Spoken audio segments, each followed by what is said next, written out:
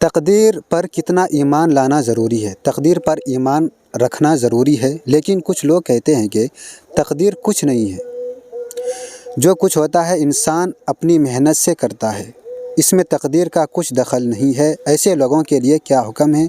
Server आलम साहब ने सवाल सऊदी अरब से पूछा है। तकदीर पर ईमान ज़रूरी है।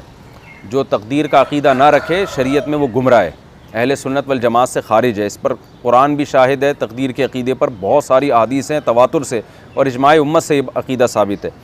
बाकी ये कि लोग जो कहते हैं तकदीर से कुछ नहीं होता है, जो कुछ करता है इंसान अपनी मेहनत से करता है, तो मेहनत भी तकदीर का हिस्सा होती है।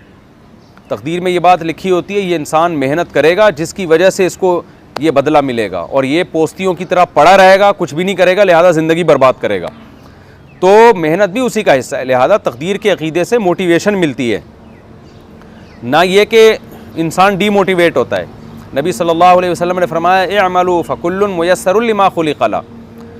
तो अमल की तरगीब दी गई है तकदीर के अक़ीदे को बयान करके नबी सल्लल्लाहु अलैहि वसल्लम ने कि अमल करो। जब हम अच्छा अमल करेंगे तो इसका मतलब हमारी तकदीर में अच्छा अमल लिखा हुआ था, तो अब इसके नताइज भी अच्छे आने वाले हैं, तो ये इसकी अलामत है कि भाई हमारी तकदीर में अच्छा ही लिखा हुआ है।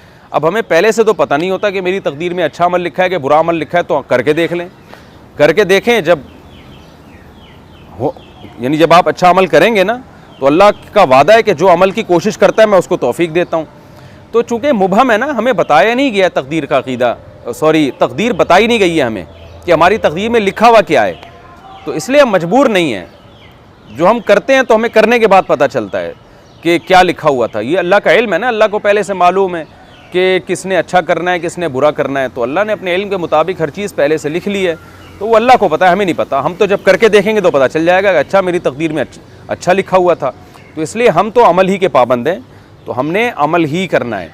तकदीर की वजह से हम ये नहीं हाथ पे हाथ रख के बैठ जाएंगे कि जी रोज़ी मुक़द्दर में लिखी होगी तो आई जाएगी, चाहे मैं अमल करूँ या ना करूँ।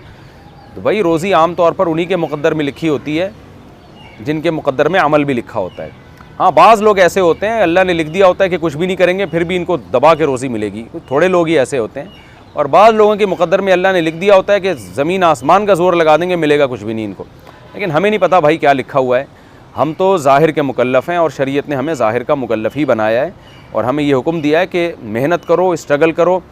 तो अल्लाह ताला का वादा है कि जो लोग मेहनत करते हैं अल्लाह उनके लिए दरवाज़े रिज़्क़ भी खोलते हैं, और जन्नत तो है ही अमल पर।